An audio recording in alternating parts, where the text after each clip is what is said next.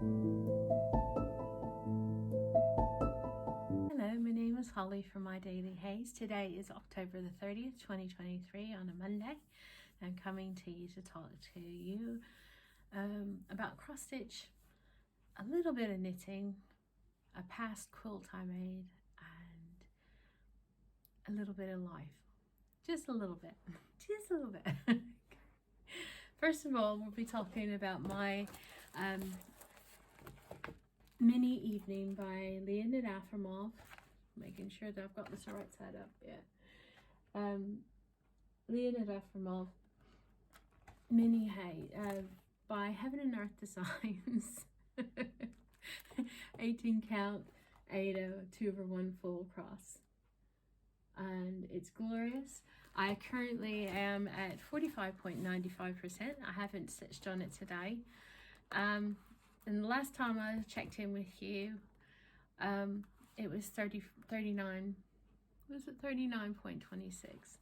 My eyesight's not great, especially it's a dark and gloomy day here today. So here we go. It's looking lovely. I think I've completed the bench there now on that, and I was Elisa is doing this from Crafting in Colorado, and she's cropping it like a half, and I'm so tempted, but I love it, and my husband loves it. And once I get through the middle sky bit, it shouldn't be that much confetti, but at the moment it's I shifted it over to there, so I keep looking over there when I should be looking at you. So anyway, that is that. I did a really good stitching day a few days ago. It was like 1200 stitches. That's a lot for me. And it was just due to the fact there was so much. 3846 I think it was. It's a beautiful color, and I just hundreds of stitches in that middle bit there. And that's why it can be just super fast. This bit here, whoops, this bit here was just, it's so fast to go through, but it's got enough of interest that you've got bits and pieces. You got a little bit of confetti, and you go in and do the confetti, and you just swap back and forth, and it's not a problem. And down here, it's got a bit of confetti whenever it changes from the blue over into the reds and browns. But then you get down to here, and it pretty much goes quite quickly. But oh my goodness, this up here is, yeah, it's onesie twosie land.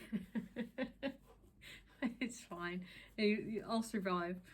The next one we'll be talking about is, and I just fold up my projects when because I don't keep them in rolls. I used to keep them just rolled up so that when I stitched on them next, they'd be ready to go. But I find that the edges that's mostly rolled up, most of the time, the edges tend to crimp that way. So if I take it out of the roll now and fold it in half usually. Anyway, the next one we'll be talking about is Christmas Scene, Santa and Animals by Charting Creations. This is artwork by Dakota Detweiler. It's being stitched on 22 count Hardanger 1/1 full cross. I only worked on this one I think a couple of times since I last saw you. It's now at 3.63%. It was at 3.553, so I've done 0.10% since I last saw you. But it's, yet again, it's one of those ones that it's a pick and mix. Sometimes you get a good chunk of colors to go down, and sometimes it's just confetti. But I am so tempted just to keep working on this all the time. But you can see where I was talking about, oh, you can't really see it, but anyway, if you keep it rolled up like that, this edge makes it difficult for it to lay flat. So you can see where I have the folding lines. I usually fold it in half that way, and then either just try to do it, keep it all folded up in that respect, and that's how I do it. It's not a problem. Oh goodness, excuse me. All right, next is the Bucilla Tiny Stockings Ornaments. I am currently working on number 15, Joy, making sure I'm pointing to the right one this time. Is that one there? I worked on it and I was really keen on it, and I wanted to make sure that I got there it is. I was wanting to make sure that I got the word joy outlined. I just got to fill in some more here, and I think that's prudent, and I've got to finish off the back stitching because there's so much intertwining of the back stitching here. I really need to get this filled out completely before I start back stitching anymore. But that's the plan. I'm looking forward to getting to the little Christmas tree, because that will be the next one that I stitch, that one there. And they'll be officially halfway, well, officially I will have done, by the time I get to that one, I'll have done, I think, 16 of them. But because I've given 2 away, so I now have to remake one of the ones in the, I have to do number 4 again. And then, and then I have to do, there was a number 23 I have to do again because I've already given them away. But they're sweet little charts, and it will be lovely to give it away. Now, the only thing I was going to say is when I roll up my cross stitches, I was using these little quilting clips that you can get quite cheaply on Amazon or eBay or wherever you want to get them. But I was, because of the thickness of the fabric, it was difficult to keep everything rolled up, especially with one or two of the fabrics. Animals and Santa and Animals, it's kind of a floppy fabric. It doesn't hold its tension, and I was just finding it awkward. So I ended up buying a large quilting clamp, and I'm able to roll up the sides of the fabric and then put this there, and it will hold the fabric. Whereas before, I was putting the little quilting caps at the top and the bottom of the roll, and then trying to squeeze it onto the rolls in the middle, but they would either pop off or break, or it still just got flop over. So with these, I'm finding it a lot easier to keep the stitching space more constant, and I just move them down or up wherever I need them if they're getting in the way, or if I've gone past the floor. It's like when I was stitching on Santa and Animals. No, not Santa and Animals. When I was stitching on Mini Evening, and I just did all those 38, 40, 46 stitches. I just outpaced myself, and all of a sudden the clamp's really far up, and I had to move it down a bit. Besides that, no more cross stitch. Now it's a little bit of knitting that I've been doing, and a quilt. How about I show you the quilt first? This is a Bonnie K. Hunter mystery pattern years ago. I've only done one quilt since we've been living here for the past 2 years, but this is the En Provence quilt. She when she travels every year, she does a mystery quilt that starts. She releases the color patterns in October. I think it's October or November. And then October. And then she gives you time to gather the fabrics, and then you wash them and iron them and starch them and all that. And then she starts releasing the clues of the quilt in around Thanksgiving, American Thanksgiving. And I was never able to keep up with them. I never finished them, but she publishes one clue every week until the reveal is usually sometime in January. It's a fun thing. There's been several times I've done her mystery quilts, and I've actually rearranged all the blocks because I wasn't really keen, or my color choices or her color choices didn't really gel with what I considered were nice choices. So, nice choices for me. I would rearrange the blocks, and then I've used the blocks in other things. other, you know, like mug rugs, or taken them apart or made placemats or whatever I've made. But anyway, this is the Avance. I call it my Easter quilt. Goodness, let's see if I can stand up and see if I can show you. I made most of my quilts from her patterns. They're usually bed-size quilts, and I call it my Easter project because this little yellow here is little Easter chicks, little sparkly Easter chicks. But I do think the yellows and the purples and stuff are very Eastery kind of, and pinks and stuff are very Eastery kind of colors. And then on the back, I had this sweet little house fabric. Whoops. I'm all clumsy now, but it's a lovely quilt. It's not one of the ones we use regularly. My husband prefers. I made a blue one that I gave to him, and I can't remember the name. And all of her names are, yeah, she releases one every year, and I have a hard time. I had to look up the name of this one to tell you what it is. And there's been so many quilts I've given away over the years. And now on to the knitting.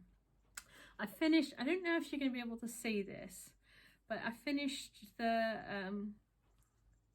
pattern. I don't know if you can see it. It looks kind of blobby there, but it's a reindeer.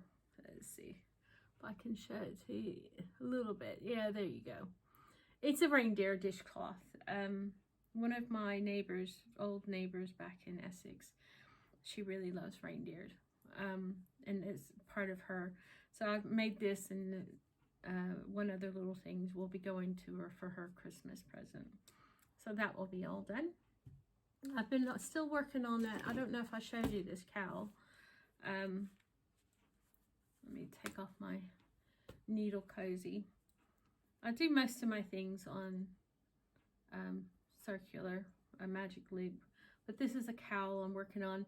This is the yarn that I was working on when we went to Portugal in September, and I started a bloomin' cowl on this. I think this is the fourth time, but first I did it in knitting. I twisted it, so I had to take it out, and then I did it again, and I was using bigger needles because I have circular. I was told not to, that if you travel with knitting, if you have interchangeable needles, just take off your needles, especially if they're wooden tips. Take off the needles and then store your needles and your cords separately, so that if the needles do get confiscated, then at least you've saved. Because I've heard horror stories of the whole kit and caboodle, yarn and all, getting confiscated. But anyway, I had no problems whatsoever, and I've traveled now with wooden needles. I've heard, one lady, she was doing it with old-timey plastic or new metal ones as well. So, but anyway, this is just a Knit Pro, and it's a fixed. But anyway, I started this 2 times in knitting, 1 time in crochet, and I didn't like the fabric for either one, so I finally went back and started it with a lot smaller needles, as it's 2.25 I think these are. And the reason why I do this, first and foremost, I didn't realize until after I'd already done this. I just made the I just kind of took a gauge of what similar thing to cast on, so I cast it on the stitches. But I should have really done this bit, the border, in a smaller needle, and then gone back so that it wouldn't, but it flares out a bit, which I'll find it'll be fine. This is for me, and it'll be more comfortable around my neck anyway. This is sock yarn, but the biggest problem with this is it's got a bit of a scratchiness. I'm hoping that once I wash it and block it, it'll be fine. But I've just taken the bulb stitch markers and kind of stitched it to, holding it together, because I was finding it a bit fiddly to since I usually do socks, I don't normally have a big, you know, loose thing on there. So I'm kind of holding it down at the bottom so it doesn't flop everywhere. And then I put the little bulb stitch markers there to kind of hold these, and that way it's easier for me to stitch. And that's just a made-up pattern. And this is a Musselburgh hat, and I used to think I'll never do it because of the circular cast on. It was going to be such a pain in the tush. And then I found a way that I can't remember who I heard it from. Basically, you crochet the first 8 stitches, because it starts off with 8 stitches, and you do a crochet stitch cast on top of your cross stitch your needle, and then you just start stitching. You don't have to use double point. I can use double pointed, I prefer not to. So this is what, and once you get past the first little bit there, you just keep going. And the way it works is you just have a skein of yarn, which is, this is by Candy Cane Sparkle by Vicki Brown Designs, and you just knit. You start off with the circular cast on until you get to the point you're supposed to. Then you just knit down until it's going to be a double layered hat. So you basically make a double-sided hat, and then you poke it inside so that you have got 2 layers there. And then when you fold up the brim, you'll have 4 layers, because the wind around here is quite fierce in the winter time, and coming off the North Sea, very cold. So my ears are always cold. So I'm hoping that this double thickness hat, and even if it is, I mean, I've got crocheted hat made out of thick yarn, I think like an Aran weight yarn, and you still have, even though it's single crochet, you still have the wind going through that single layer, or even 2 layers, the wind can get through. So I'm hoping with this finer gauge with the knitting instead of crochet, and having 4 layers of my ears won't freeze. That's what I'm hoping. And that is, I won't bore you anymore with my knitting. We didn't have guests in the end. The young lady was still ill. She's having to have hospital appointments, and her youngest little 2.5-year-old was sick as well, and it just ended up, in the end, the weather has just been absolutely dire. very chilly, very, just teeming with rain at most of the weekend, and very dark skies and chilly, and it just wasn't a pleasant weekend. What we were thinking about doing, I was going to take him over to Alnwick, Alnwick is how you spell it, but you pronounce it Alnwick. And we were going to go to Barter Books, which is a bookstore, or like a used bookstore in a train station. And it's absolutely fascinating. I've been there once. But I think since the oldest girl really loves books, and the mom is reads books as well and stuff, and the little one, I'm hoping that she likes her little books. Most children do. So anyway, we were going to go there, and I was hoping to take him to the beaches because they all love going to the beach. But of course, if it's tipping it down with rain, and I just said, if you do come out, bring your wellies, your gum boots or rain boots, and heavy coats and stuff, because it's going to be cold and wet. But I'm hoping that everything will settle down and they can come up. She was saying that possibly they can come up at Christmas. So it's just a shame. We haven't seen her in over 2 years. I mean, the little one, she knows who we are because of FaceTime, but it's nothing like getting hugs from people you love, isn't it? Anyway, I hope that where you are, that you're cozy and warm, and that you're enjoying the season in every which way makes you happiest. You take care, and I will see you soon. Bye.